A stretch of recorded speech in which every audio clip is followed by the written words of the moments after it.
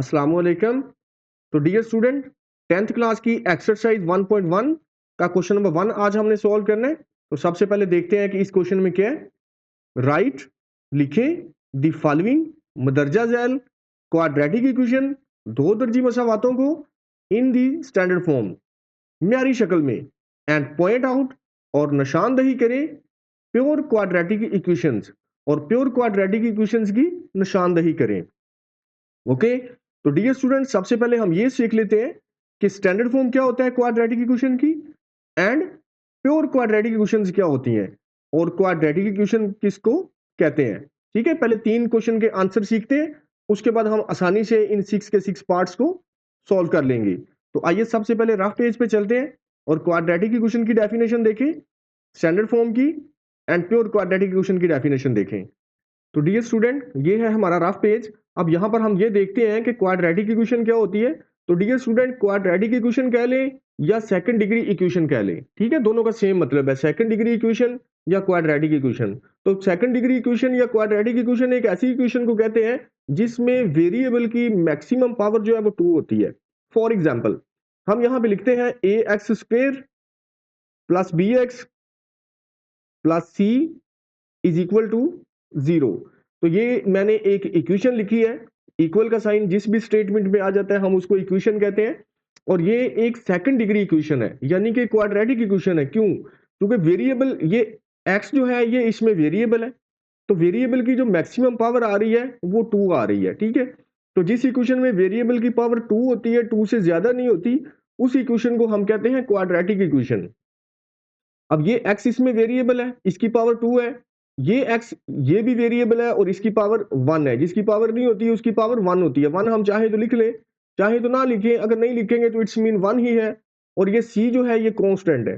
तो dear student, x square का ये कोफिशिएंट a है, ये भी कांस्टेंट है, और x का जो कोफिशिएंट b है ये भी एक कांस्टेंट नंबर है, एक इंटीजर है, एंड ये जो c है ये भी एक कांस्टेंट नंबर है, ये भी एक इंटीजर है। ठीक है, और ये x जो नजर आ रहे हैं ये जो है ना ये वेरिएबल है। ओके, तो अब डियर स्टूडेंट, ये यही स्टैंडर्ड फॉर्म होती है क्वाड्रेटिक इक्वेशन की। इसमें ये जो a है ये कोई भी इंटीजर हो सकता है। सपोज दैट यहाँ पर 1 आ सकता है, 2 आ सकता है, 3 आ सकता है, 4 हो सकता है। लेट्स सपोज दैट हम यहाँ पे लिख सकते हैं 4x square and plus b की प्लेस पे हम कुछ भी लिख लें, सपोज दैट कि हम 7x लिख लेते हैं, एंड c की प्लेस पे भी कोई भी कांस्टेंट नंबर लिख लें, सपोज दैट कि हम 1 लिख लेते हैं, इज इक्वल टू 0।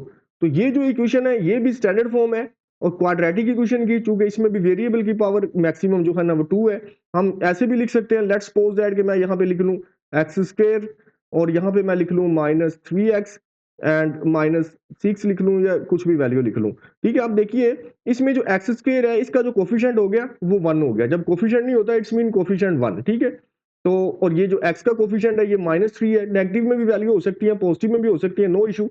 और यहाँ पर ये -6 कांस्टेंट है, तो ये माइनस में भी हो सकता है, प्लस में भी हो सकता है, कोई भी कांस्टेंट वैल्यू यहाँ पर आ जाएगी, इंटीजर आ जाएगा। तो एक्स स्क्वायर का कोफिशिएंट ये जो 1 है ये भी कोई भी इंटीजर हो सकता है, और एक्स का कोफिशिएंट ये भी कोई इंटीजर हो सकता है, और ये कांस्टेंट कोई भी इंटीजर हो सकता है। बट यहाँ पर एक इंपॉर्टेंट बात है, वो ये याद रखना है कि एक्स स्क्वायर का जो कोफिशिएंट है ये वाली वैल्यू, यानी कि ये a जो है ये कभी भी 0 नहीं रहना चाहिए।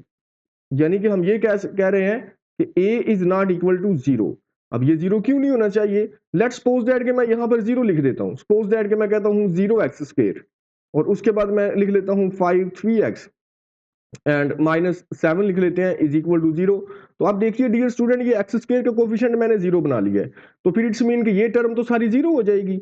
0 जिस भी नंबर से मल्टीप्लाई होता है उसे 0 बना देता है, तो ये टर्म जब हो गई 0, तो फिर बाकी हमारे पास बचेगा यहाँ पर 3x -7 इज इक्वल टू 0। तो अब इस इक्वेशन पे अगर आप गौर करें तो ये तो एक लीनियर इक्वेशन रह गई, क्योंकि इसमें ये जो वेरिएबल x है इसकी पावर तो 1 है, तो जिसकी पावर 1 होती है वो तो लीनियर इक्वेशन होती है, ये क्वाड्रेटिक इक्वेशन बची ही नहीं है। ठीक है, तो इट्स मीन कि ये जो एक्स स्क्वायर का कोफिशिएंट है ये 0 नहीं होना चाहिए। ओके, बट जो x का कोफिशिएंट है ये 0 हो सकता है। ठीक है, अकेले x का जो कोफिशिएंट ये 3 है ये 0 हो सकता है। लेट्स सपोज दैट, कैसे? अगर सपोज दैट यहाँ पर मैं लिखूं 2x स्क्वायर एंड माइनस यहाँ पे लिख दूं 0x एंड प्लस लिख दूं 4 इज इक्वल टू 0। अगर मैं इस फॉर्म में इक्वेशन लिख लूं, अब देखिए एक्स स्क्वायर का कोफिशिएंट मैंने कोई भी नंबर यहाँ पे लिख सकते हैं, और ये x का कोफिशिएंट 0 बना लिया, तो जब ये कोफिशिएंट जीरो हो गया तो इट्स मीन ये टर्म अब खत्म हो जाएगी, ये टर्म जीरो हो जाएगी, कैंसिल आउट हो जाएगी, बाकी हमारे पास बचेगी 2x² और ये टर्म को मैं खत्म कर रहा हूं चूंकि जीरो लिखने की जरूरत नहीं है, और प्लस बचेगा हमारे पास 4 इज इक्वल टू 0।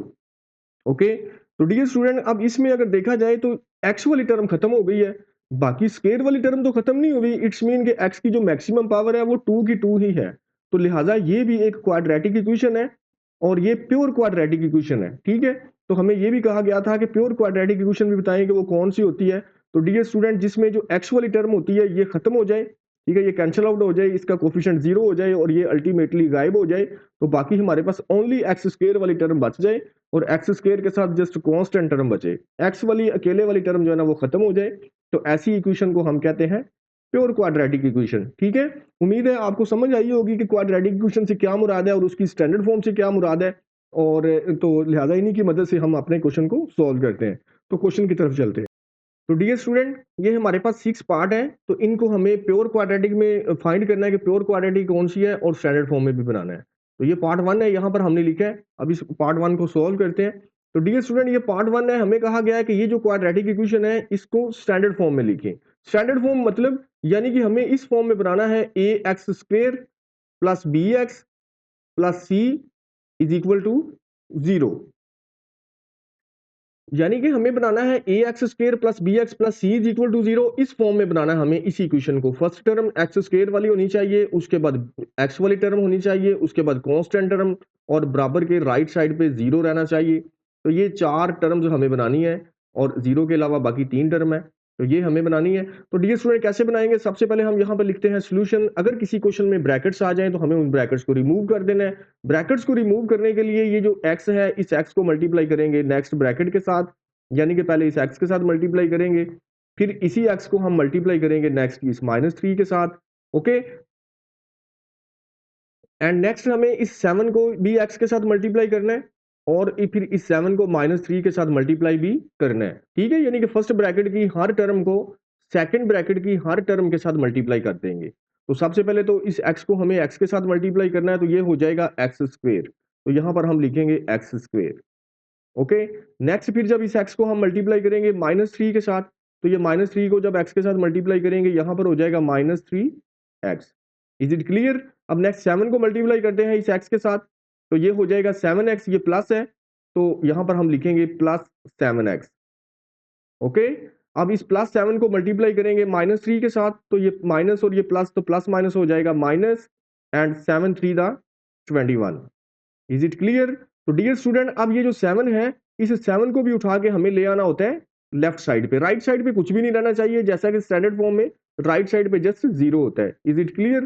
तो 7 को हमें ले आना राइट साइड पे, तो ये हो जाएगा +7, क्योंकि 0 है यहाँ पर माइनस है, तो ये राइट साइड पे जब जाएगा, सॉरी लेफ्ट साइड पे जब जाएगा तो +7 हो जाएगा और राइट साइड पे बचेगा 0। अब इसे थोड़ा सिंप्लीफाई करते हैं। x² वाली टर्म को x² के साथ ये ऐड करना है और x² वाली टर्म हमें और कोई नजर नहीं आ रही, तो इसलिए x² एज इट इज आ जाएगा। ओके, तो अब ये जो x वाली टर्म है इनको आपस में ऐड कर लेंगे या सब्ट्रैक्ट कर लेंगे, तो ये माइनस है और ये प्लस है, तो प्लस माइनस माइनस, तो 7x से 3x माइनस करेंगे तो बाकी बचेगा 4x, और बड़ी वैल्यू के साथ चूंकि प्लस का साइन है तो इसीलिए हमें यहाँ पर भी प्लस का साइन लिखना पड़ेगा। तो डियर स्टूडेंट ये जो कांस्टेंट टर्म्स हैं ये आपस में सोल्व होती हैं, आपस में ऑपरेट होती हैं, जो भी इनके दरमियान ऑपरेशन है, ये माइनस है और ये प्लस है, तो प्लस माइनस -21 से 7 माइनस करेंगे तो -14 रहेगा। बड़ी वैल्यू के साथ चूंकि माइनस का साइन है तो इस 14 के साथ माइनस लिखना पड़ेगा, इज इक्वल टू 0 ये वाला एज इट इज। तो डियर स्टूडेंट अगर इस इक्वेशन पे अगर हम फोकस करें तो ये इक्वेशन हमारी स्टैंडर्ड फॉर्म बन चुकी है, क्योंकि पहले x² वाली टर्म होनी चाहिए और पहले x² वाली टर्म है और इसका कोफिशिएंट जो भी हो सकता है, ठीक है, उसके बाद x वाली टर्म होनी चाहिए और इसका कोफिशिएंट जो भी हो सकता है, एंड पे कांस्टेंट टर्म होनी चाहिए, ठीक है, प्लस में या माइनस में कोई भी। तो ऐसी इक्वेशन को हम कहते हैं स्टैंडर्ड फॉर्म। तो डियर स्टूडेंट ये स्टैंडर्ड फॉर्म हमने बना ली है, बट ये प्योर क्वाड्रेटिक इक्वेशन नहीं है। क्यों नहीं है? क्योंकि इसमें अगर ये x वाली टर्म अगर खत्म हो जाती तो फिर हम इसको कहते हैं कि ये प्योर क्वाड्रेटिक है, बट क्योंकि x वाली टर्म खत्म नहीं हुई तो इसलिए ये स्टैंडर्ड क्वाड्रेटिक इक्वेशन है, but it is not pure quadratic equation. Okay, तो अब डियर स्टूडेंट नेक्स्ट हमें पार्ट सोल्व करना है सेकंड। तो next second part x² + 4/3 - x/7 is equal to 1। तो डियर स्टूडेंट इसे भी हमें स्टैंडर्ड फॉर्म में बनाना है। तो अब यहाँ पर फ्रैक्शन है हम सबसे पहले तो इक्वेशन को एज इट इज लिख लेते हैं, ठीक है। एक स्टेप में सॉल्यूशन लिखें और इक्वेशन को एज इट इज लिखें, x square plus 4/3 and minus x/7 is equal to 1। Okay, next dear student, हमें फ्रैक्शन वाली इक्वेशन को सॉल्व करने के लिए डिनोमिनेटर का एलसीएम लेना है और एलसीएम से मल्टीप्लाई कर देना है, क्योंकि हमें फ्रैक्शन को खत्म कर देना है, ठीक है। फ्रैक्शन खत्म करने के लिए क्या करना पड़ता है, डिनोमिनेटर नीचे वाली वैल्यू जो होती है, जितनी भी वैल्यू होंगी नीचे, उन सब का एलसीएम ले लेंगे। अब 3 एंड 7, तो हमें एलसीएम फाइंड कर लेते हैं। यहां पर हम लिखते हैं 3 एंड 7। ओके, तो एलसीएम हम इस तरीके से फाइंड कर सकते हैं डिवीजन मेथड से, आप प्रीवियस क्लासेस में सीख चुके हैं। तो हम सबसे पहले 3 पे डिवाइड करते हैं, 3 1 द 3 एंड 7 3 पे डिवाइड नहीं होता, 7 एज इट इज। अगेन अब इसको 7 पे डिवाइड कर लेते हैं, ये 1 एज इट इज एंड 7 1 द 7। जब यहाँ पर सारे 1 1 हो जाए तो फिर हमें इन वैल्यूज को मल्टीप्लाई करना होता है, यानी कि 3 मल्टीप्लाइड बाय 7, तो 3/7 इज इक्वल टू 21। तो ये 21 जो है ये है हमारा एलसीएम। तो अब हमें करना क्या है, एलसीएम से मल्टीप्लाई कर देना है, ठीक है। यहां पर हम लिख लेते हैं multiplying by 21 on both side. Okay, ये हमने लिख लिया multiplying by 21 on both side, क्योंकि एलसीएम 21 है तो इसीलिए 21 से मल्टीप्लाई कर देंगे हर टर्म को। अब ये फर्स्ट टर्म है, इसे भी 21 से मल्टीप्लाई करते हैं, तो यहाँ पे हम लिखते हैं 21 एंड मल्टीप्लाइड बाय, ब्रैकेट लगा सकते हैं या आप क्रॉस मल्टीप्लाई भी लगा सकते हैं, x square plus 4/3 bracket close. Next minus as it is, and ये सेकंड टर्म स्टार्ट हो गई है, तो इस सेकंड टर्म को भी हमें 21 से मल्टीप्लाई करना है, तो हम यहाँ पे लिखते हैं 21 and multiplied by x/7 bracket close is equal to ये राइट साइड पे जो भी टर्म होगी उसे भी 21 से मल्टीप्लाई करना है, क्योंकि एलसीएम से हर टर्म को मल्टीप्लाई करना है। 21 multiplied by 1। Is it clear?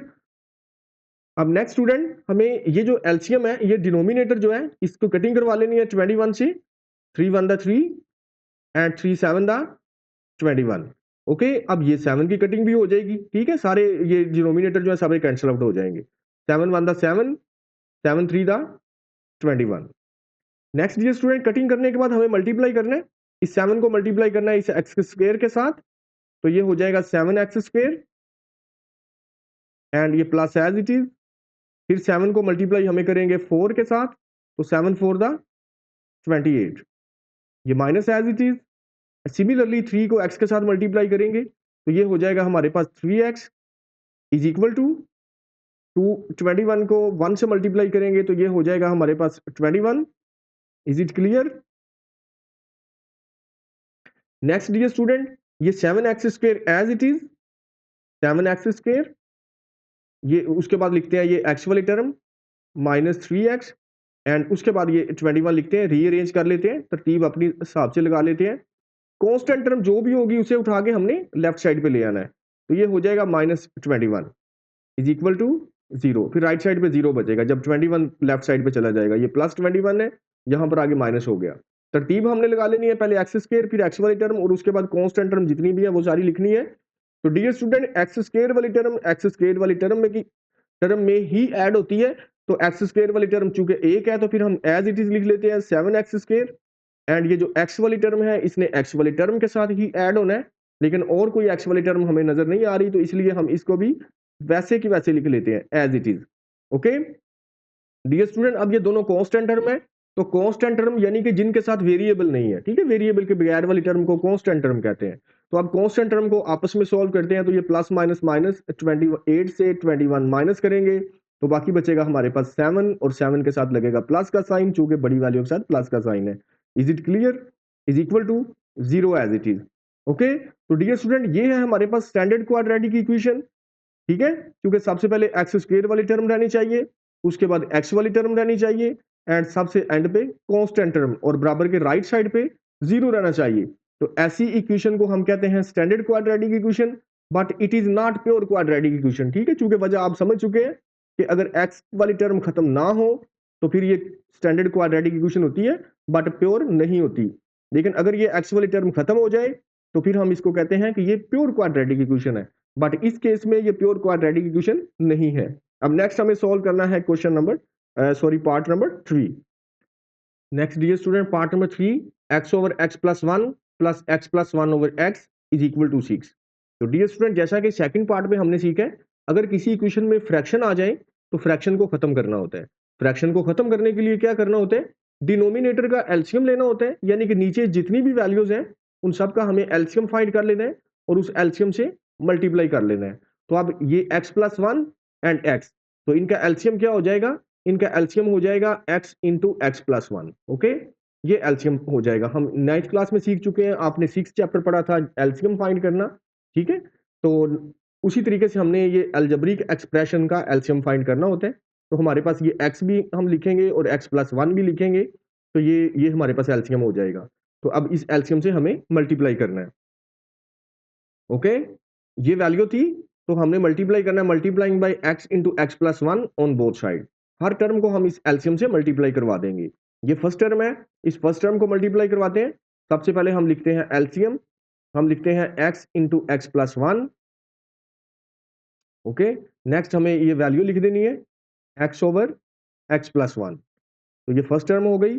Next ये प्लस का साइन, जो भी साइन होगा वो as it is, plus sign as it is, and again हमें एलसीएम लिखना है एक्स इंटू एक्स प्लस 1 और मल्टीप्लाई करवाएंगे इस सेकंड टर्म को। ये सेकंड टर्म है हमारे पास एक्स प्लस 1 ओवर एक्स, तो यहां लिख लेते हैं x plus 1 over x is equal to हमारे पास 6 है, तो 6 एज इट इज, एंड 6 को मल्टीप्लाई करवाना है अगेन एलसीएम के साथ, तो x इंटू एक्स प्लस 1, यहां पर लिख लेते हैं x इंटू एक्स प्लस 1। तो डियर स्टूडेंट, जितनी भी टर्म्स होंगी हर टर्म को हमें मल्टीप्लाई करवा लेना है एलसीएम के साथ। अब इसकी हम कटिंग कर सकते हैं, ये x प्लस 1, ये x प्लस 1 कैंसिल आउट हो गया, तो बाकी हमारे पास बचेगा ये x, और इस x को हम मल्टीप्लाई करेंगे इस x के साथ। अब नेक्स्ट सेकंड देखते हैं, ये जो x है इस x के साथ कैंसिल आउट हो जाएगा, तो बाकी x प्लस 1, इस x प्लस 1 को हमें x प्लस 1 के साथ मल्टीप्लाई करवाना होगा। ओके, अब x को जब x के साथ मल्टीप्लाई करवाएंगे तो ये हो जाएगा हमारे पास x square and plus as it is, x plus 1 को x प्लस 1 से मल्टीप्लाई करेंगे तो पहले तो इस x को x के साथ मल्टीप्लाई करना पड़ेगा, ये हो जाएगा एक्स स्क्वेयर, एंड देन फिर इस x को 1 से मल्टीप्लाई करेंगे तो ये हो जाएगा हमारे पास x, फिर 1 की बारी आ गई, 1 को भी x के साथ मल्टीप्लाई करेंगे तो ये हो जाएगा हमारे पास x, एंड फिर 1 को 1 से मल्टीप्लाई करेंगे, ठीक है, 1 1 द 1। फर्स्ट ब्रैकेट की हर टर्म को सेकंड ब्रैकेट की हर टर्म के साथ मल्टीप्लाई कर लेते हैं, ठीक है। पहले इस x को x के साथ, फिर x को 1 के साथ, फिर 1 को x के साथ, फिर 1 को 1 के साथ। Is it clear? Is equal to 6x को पहले x के साथ मल्टीप्लाई करेंगे तो ये हो जाएगा 6x स्क्वेयर, 6x स्क्वेयर, फिर 6x को 1 से मल्टीप्लाई कर लेंगे तो ये रहेगा 6 1 द 6, यहां आ जाएगा 6x। ओके, अब x square plus x square, ये हो जाएगा हमारे पास 2x स्क्वेयर, एंड ये x प्लस x ये हो जाएगा 2x plus 1 as it is. ये जितनी भी टर्म्स राइट साइड पे होती है उन सबको उठा के लेफ्ट साइड पे ले आते हैं, क्योंकि राइट साइड पे 0 रहना चाहिए। तो ये 6x स्क्वेयर जब राइट साइड पे आएगा तो ये आके हो जाएगा नेगेटिव 6x स्क्वेयर। ओके, तो ये 6 भी जब राइट साइड पे आएगा 6x, तो ये भी हो जाएगा negative 6x is equal to 0, right side पे फिर 0 बच जाएगा। तो डियर स्टूडेंट, एक्स स्क्वेयर वाली टर्म एक्स स्क्वेयर वाली टर्म के साथ ऐड होती है, तो ये है एक एक्स स्क्वेयर वाली टर्म, एक ये एक्स स्क्वेयर वाली टर्म है। ओके, ये माइनस है और ये प्लस है, स्टार्ट में प्लस का साइन, तो प्लस माइनस माइनस हुआ, 6x स्क्वेयर से 2x स्क्वेयर माइनस करेंगे, बाकी बचेगा 4x स्क्वेयर, और यह रहेगा माइनस का 4x स्क्वेयर, चूंकि बड़ी वैल्यू के साथ माइनस का साइन है। अब x वाली टर्म, ये x वाली टर्म है और एक है ये x वाली टर्म। ओके, तो ये माइनस ये plus, plus minus minus, 6x से 2x माइनस करेंगे, बाकी बचेगा 4x माइनस 4x, क्योंकि बड़ी वैल्यू के साथ माइनस का साइन है। अब कांस्टेंट टर्म देखते हैं, कांस्टेंट टर्म एक तो 1 है और कोई नहीं है, जस्ट 1 ही है, तो ये 1 as it is, plus 1 is equal to 0। Okay, next dear student, अगर स्टार्ट में नेगेटिव का साइन हो तो आपने सारे साइन चेंज कर देने हैं, ठीक है। ये माइनस खत्म हो जाएगा, बाकी रह जाएगा हमारे पास 4x स्क्वेयर, ये माइनस है तो ये प्लस हो जाएगा 4x, और ये प्लस 1 तो ये हो जाएगा माइनस 1 इज इक्वल टू 0। अगर स्टार्ट में माइनस का साइन आ जाए तो आपने सारे के सारे साइन चेंज कर देने हैं। ओके, तो डियर स्टूडेंट, ये है हमारे पास क्वाड्रेटिक इक्वेशन, क्योंकि पहले एक्स स्क्वेयर वाली टर्म होनी चाहिए, फिर एक्स वाली टर्म, फिर constant term, is it clear? But it is not pure quadratic equation, क्योंकि ये प्योर क्वाड्रेटिक इक्वेशन नहीं है, क्योंकि एक्स स्क्वायर वाली टर्म अगर खत्म हो जाती तो फिर हम कहते हैं कि ये प्योर क्वाड्रेटिक इक्वेशन है, but it is not pure quadratic equation. ठीक है, ये क्वाड्रेटिक इक्वेशन तो है, स्टैंडर्ड फॉर्म भी है, बट प्योर क्वाड्रेटिक इक्वेशन नहीं है। तो प्यारे बच्चों, पार्ट 1, पार्ट 2 एंड पार्ट 3 हम सॉल्व कर चुके हैं। अब वीडियो ज़्यादा लंबी हो रही है तो इसलिए ये नेक्स्ट 3 पार्ट मैंने सॉल्व नहीं किए, ये नेक्स्ट वीडियो में सॉल्व करते हैं। ठीक है, तो अभी आप काइंडली सेकंड वीडियो भी देखिए, तो उसमें ये नेक्स्ट पार्ट नंबर 4, 5 एंड 6 मैंने सॉल्व कर दिए हैं।